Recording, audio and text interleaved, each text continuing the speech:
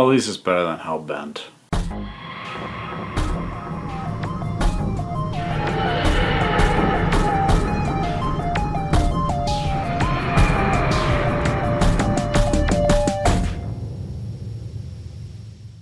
Doctor Who Series 12, Episode 10, the finale, The Timeless Children.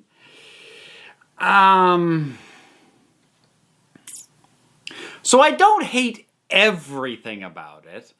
Actually, if I were to break down what I like and don't like about it, I like the majority of elements in it. The majority of things that are in it. It's just that the things I don't like, I loathe. We'll get there. That's spoiler talk. We'll start broad and we'll avoid the spoilers for as long as I can, and I'll give you the heads up. So, honestly, I've got a lot to say good things about.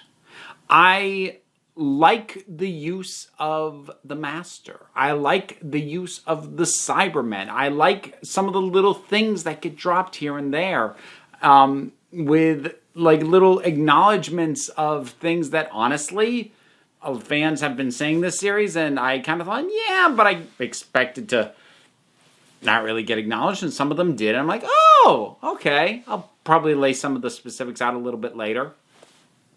The companions were solid. I think all the performances were good. It looked really good. This whole series has looked good. Like that. I mean, I was going to say that feels like it's almost not special, but it is. The series has looked good. So props to that. And the way that the Cybermen story overlaps with the Master and the way that plays out, I thought was interesting. And for me, that worked. That worked fine. There was still good tension for both the companions trying to get off the cyber ship and then the ones on the ground who were, just trying to not get killed. The Doctor, honestly, doesn't have a lot to do, which is about the one criticism I can level at this thing without getting into spoilers, because the Doctor is kind of effectively incapacitated for the majority of the runtime of this thing, and just basically sits back as secrets are revealed. She's not the one uncovering them. They are being exposited to her by the Master via the Matrix. So it's not even something she's discovering. She's just an audience for the Master to spew all this stuff. And again, he delivers it pretty well. Like, here's the ultimate thing, and here's why I actually stand by my comment, what I said about it being better than Hellbent. Because the thing about Hellbent is that at its core, it is an idea that I feel is a bad idea, that you shouldn't do at all. And then on top of that, it is executed really unevenly and weirdly and awkwardly. It was, in my opinion, a bad idea poorly executed.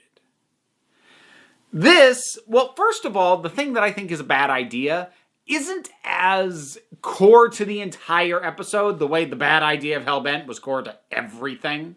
So it actually does, the badness of the idea doesn't quite infect the rest of the episode to the same degree as Hellbent. So that's advantage number one. But advantage number two is if you're going to do that idea, this is a decent execution of it. In terms of how you're going to lay this out, how characters are going to react to it, for the most part. There's one issue, I'll again come back to it in spoilers. And things like that, it's a pretty good execution of that thing you shouldn't have done in the first place. So that is why I will easily say this is still better. Actually, I would say significantly better than Hellbent. Because Hellbent, even after I finally wrapped my head around what it was doing, because at first I didn't get it at all. And then I finally wrapped my head around what it's doing and thought about it more. I'm like, okay, not only was that not a thing worth doing, you did it really badly. This one, it does a thing that I think is a thing not worth doing, but there's nothing wrong with the execution of it. Just the idea. But I am going to start talking spoilers, but I am going to start by talking positive spoilers, because I know me.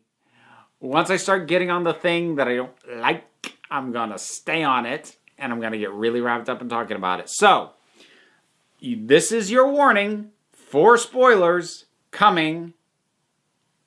Here we go.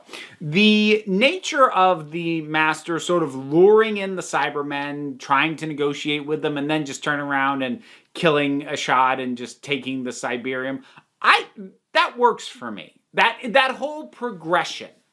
Because I feel like the initial thing works as far as the Master, trying to finagle some advantage out of another species.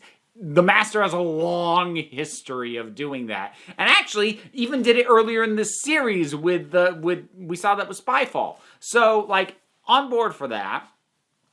In a snap moment, deciding you have the Cyberium, I want the Cyberium. Okay, you die now.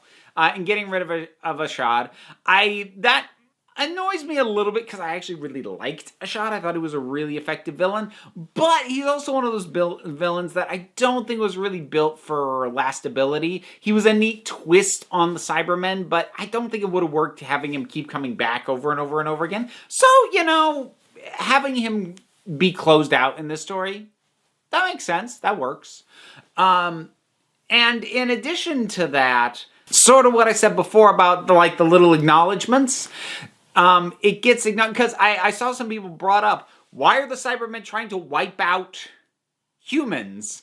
They need them to convert. What is going on there? And that kind of gets pointed out because we find out Ashad's whole thing is he's got this death particle. We're going to wipe out organic life. And the Master's like, point of order, you've got organic components. How's that going to work? He's like, we will purge humanity.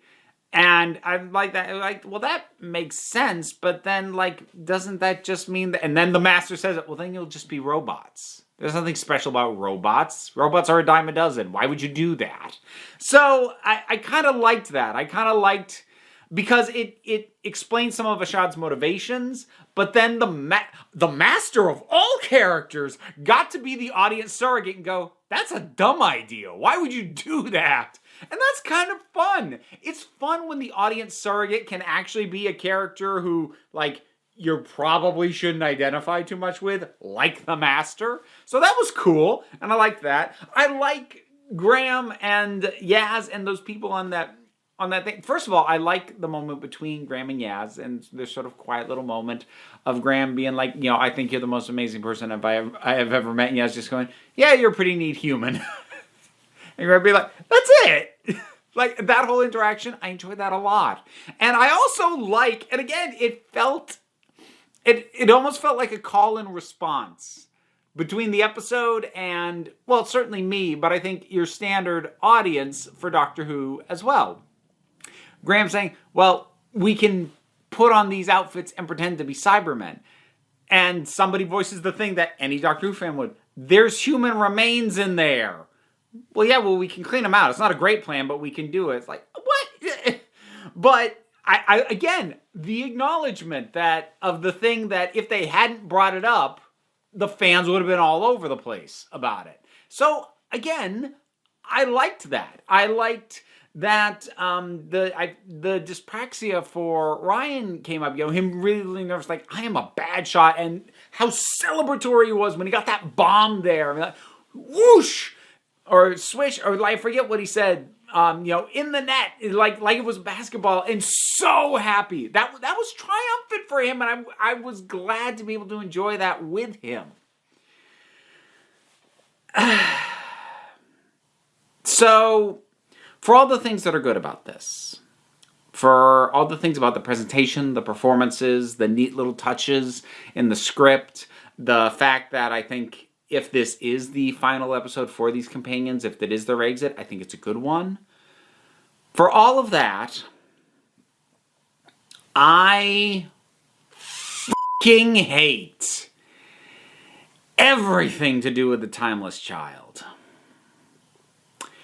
So I have alluded to at a few points that I saw a leaked thing and I was hoping to God that it wasn't true. This is exactly what it was. So a little background on this. I had somebody bring to my attention a forum, like somewhere, I forget where it even was. But somebody had posted, and it was dated prior to the airing of Fugitive of the Jadoon. And they posted a series of, not even predictions, a series of things they claim to have learned about the story this series. And one of them was pretty much exactly what went on with the reveal of Ruth in Fugitive of the Jadoon, which lent some credence to the other things this person had laid out. And one of the things they laid out was the Timeless Child is the Doctor, and the Timeless Child was a being found by the Gallifreyans who could just regenerate, and they took their ability to do that from this child, and it's the Doctor. So, I'm not even angry at this for lore breaking. I am not a lore purist. I never have been. Especially with something that can be as cleanly divided into eras as this can be. So for me, messing with lore in and of itself, while often fraught, is not an automatically damning thing. It's a question of what is the impact of that lore alteration. What has changed? What did you undo, and what did you create? Because I think I said this before, any retcon is getting rid of something and replacing it with something else. So it's a question of what did we lose, what did we gain? And from that perspective, I hate this. Because I did a whole video talking about how I don't like the Doctor to have a big reputation. And the core reason why I don't like the Doctor to have a big reputation is I don't like the idea of the Doctor being super important. The Doctor is important to the people that they encounter. However, they should not be vital on their home planet. They should not be vital to the universe. This is part of why I already don't like how central the Doctor is to the Time War. I can kind of deal with that because unless you go out of your way to take in a whole bunch of audios and novels and whatnot, you don't necessarily have to come face to face with that. But I'm going to default to how Capaldi summed it up. You know, I'm not a president, I'm not a soldier. I am an idiot with a box and a screwdriver passing through, helping out. That is who however the personality is, that is who I want the Doctor to be. Passing through and helping. I do not want the Doctor to be super important. It's why during Tennant's run, and he became so deified at various points, like in The Last of the Time Lords, like in Voyage of the Damned, that annoyed the crap out of me. It's why with the 11th Doctor, it annoyed me so much that his reputation was so big that, yes, turning away armies at the mention of his name, that he kept showing up places and people already knew who he was. That drove me crazy. And now this. The only reason the Gallifreyans can regenerate is because of the Doctor. No.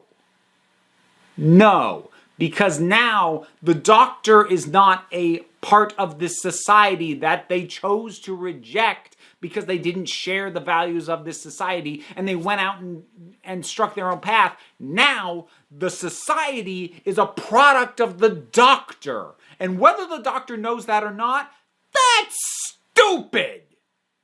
That means that the Time Lords don't even exist if it wasn't for the Doctor. The fact that they did this is the same reason that I was so happy they never did the Cartmel Master Plan, which was going to imply that the Doctor had been involved in the directly, consciously involved in the development of time travel with Rassilon and Omega. He was going to be the other.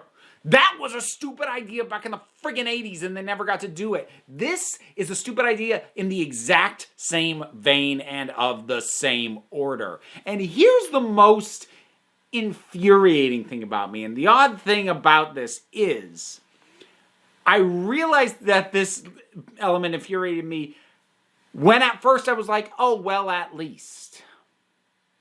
Because I said earlier, if the Doctor goes through this whole, I don't even know who I am anymore thing, I was going to get really ticked off. And she starts to have that a little bit, but she has Ruth basically confront her the way I would have wanted to confront her about that, being like, yes, you do. You know who you are.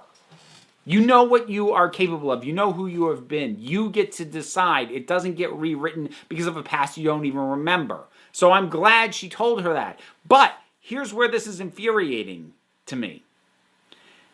That means that the Doctor is not going to change from this revelation as a person, as a personality. It's not going to change her approach. She basically got slapped upside the head by Ruth. You're the same person, which is good, but if she's the same person, what was the fucking point?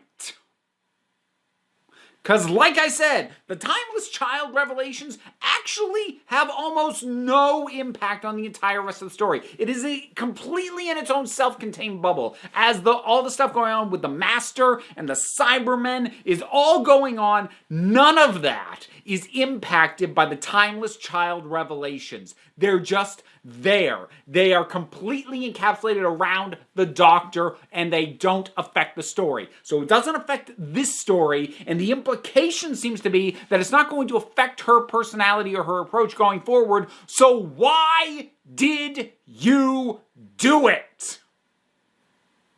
It's a stupid idea, but if you're not even going to have it have a lasting impact, why would you do it at all? Even if you thought it was a good idea. What is the point if nothing changes? Other annoying thing, I don't like how we don't really get an explanation of how the Master single-handedly wiped out all of Gallifrey. That's actually kind of bothering me. Like, I could have bought it, the Master having done that after getting hold of the Cyberium. Yeah, sure. But, like, before, just on his own? How? They know the Master's dangerous, but, like, how? Don't tell me. I don't care that much, but, like, come on.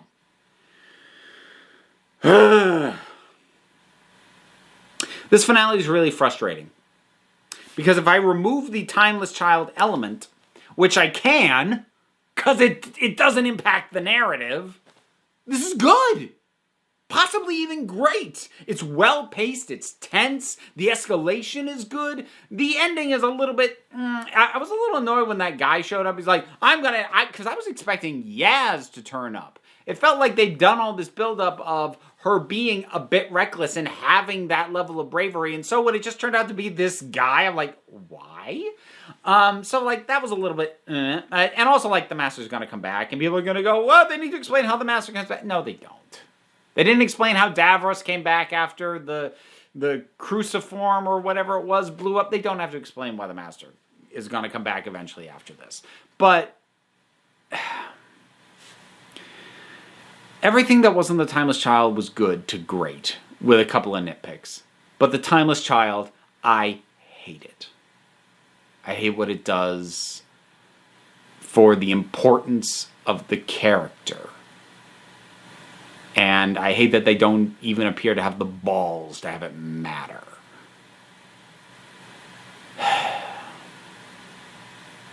I'll be curious to see where things pick up after this. I hope we'll see Ruth again. I like Ruth. I'm not loving that they've basically now opened the door for, lack of a better term, Doctor Who prequels. They basically opened the door to be able to do friggin' Enterprise.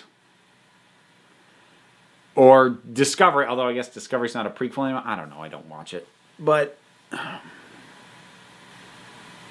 the door is now open where at some point, somebody, maybe not Chibnall, but somebody is going to decide, hey, I want to do a story where the Doctor has less tech, less history, less background knowledge. Oh, I'll set it pre-Hartnell. You couldn't do that with Doctor Who before because he was always the first Doctor, and I don't like that the show now has given itself license to get into that masturbatory prequel nonsense.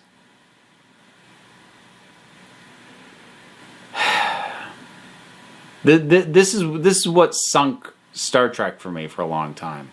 And I don't want to see it happen to Doctor Who, but I feel like it's inevitable now. And like I say that, and maybe by the time it happens, it'll just happen to be a really good series or show where they do it, and I'll like it. But like right now, conceptually, I'm not happy at all. Doctor Who, The Timeless Children. You've seen it. What'd you think about it? Whatever your thoughts are, drop something down in the comments. Let's talk about it. A bunch of stuff to do. Support me on Patreon if you want to do something nice for my birthday. If you want to actually send me physical stuff, I've also got my Amazon wish list down in there. Because, yeah, it's my birthday this month. This episode almost felt like a present if it wasn't for that one thing. But there you go. Plus the usual stuff like subscribe, share this around, and all that. But I won't tell you what to do because, end of the day, you're the council. I'm just running the meetings. And until next time, this council is exhausted.